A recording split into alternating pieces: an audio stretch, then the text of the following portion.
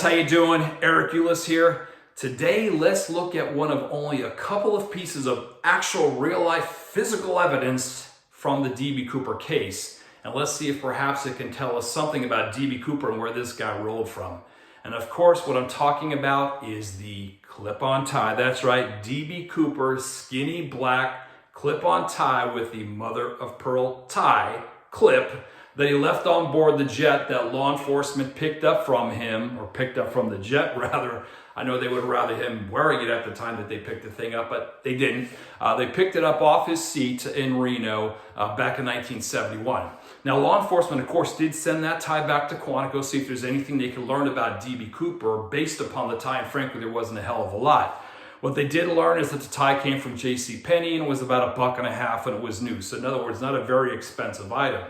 Now, in later years, I determined that the tie was actually manufactured between 1962 and 1964. Therefore, it's reasonable to deduce that D.B. Cooper purchased that tie in the 62 to 64 time frame and that he wore it during that time frame. Perhaps he wore it in the mid-60s, perhaps as far as the late 60s. I'm not sure if he wore it much beyond that outside of the skyjacking. The reason being that by 1971, those threads weren't particularly cool anymore. So there we go as far as that goes. So let's talk about the tie and let's talk about what we can learn from the tie today. Okay, so 2009, Tom Kay has the opportunity to go to the FBI field office in Seattle and take a look at the tie. Check it out, see if there's anything he can find on the tie. And indeed, he did find some stuff on there. He found a number of particles on that tie. Specifically found some aluminum, found some stainless steel, actually a couple of grades of stainless steel, and titanium. The titanium in particular is very notable because in the mid-60s, rolling up into the early 70s, titanium wasn't that popular. Nothing like it is today.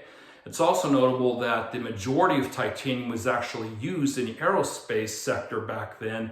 Furthermore, it's worth noting that the majority of this titanium wasn't actually sourced here in the United States. A lot of it came from our, best buddies, the Soviet Union. So, so that's an interesting side story in and of itself, how the United States managed to procure titanium from the Soviet Union for the aerospace sector here in the United States. Either way.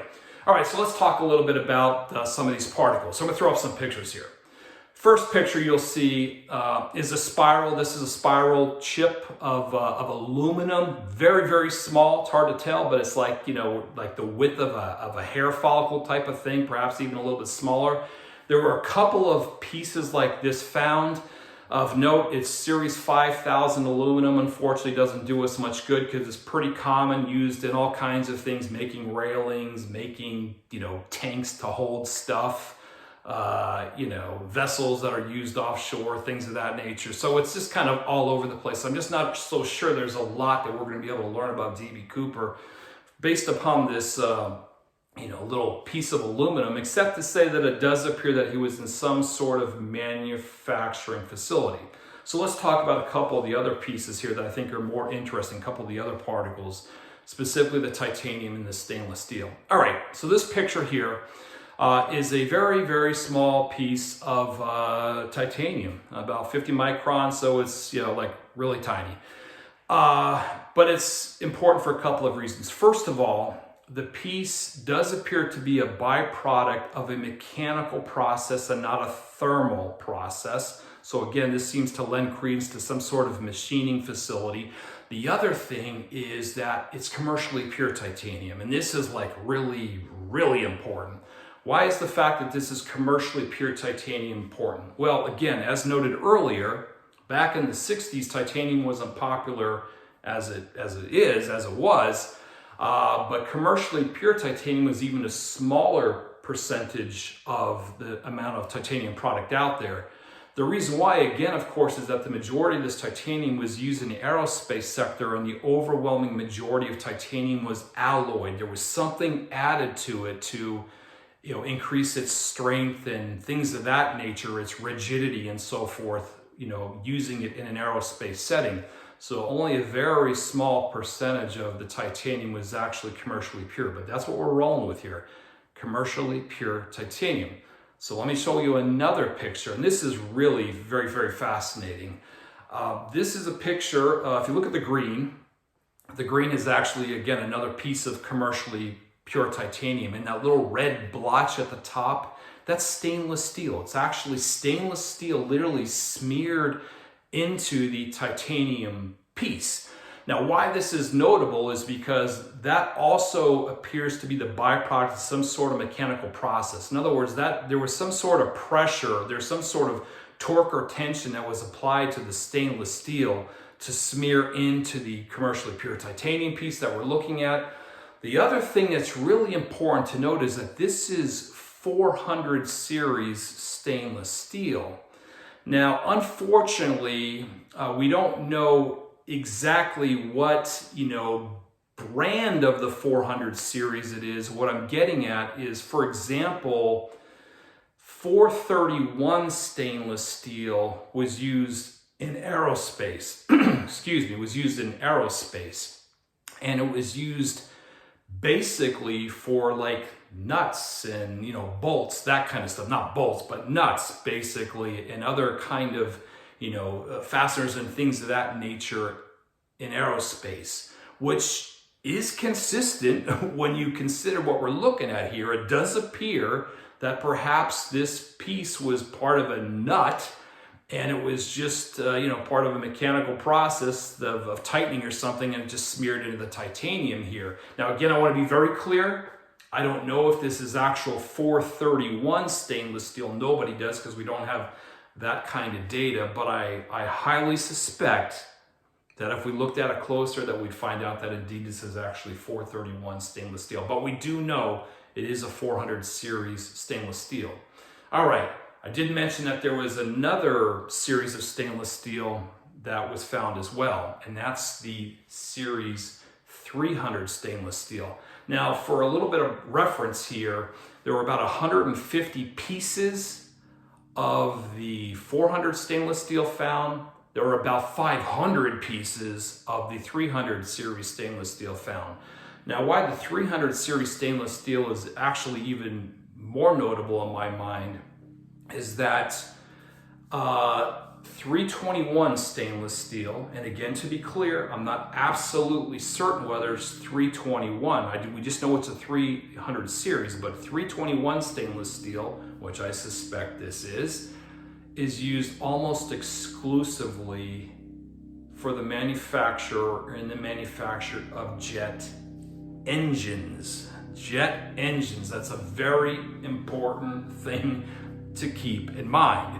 So what I'm coming at here is when you look at the 300 and the 400 stainless steel, and you look at that commercially pure titanium, it sure as heck looks like this may have been from a jet engine, for the manufacturing of a jet engine. But let's get back to the commercially pure titanium, because remember I said it's actually very rare.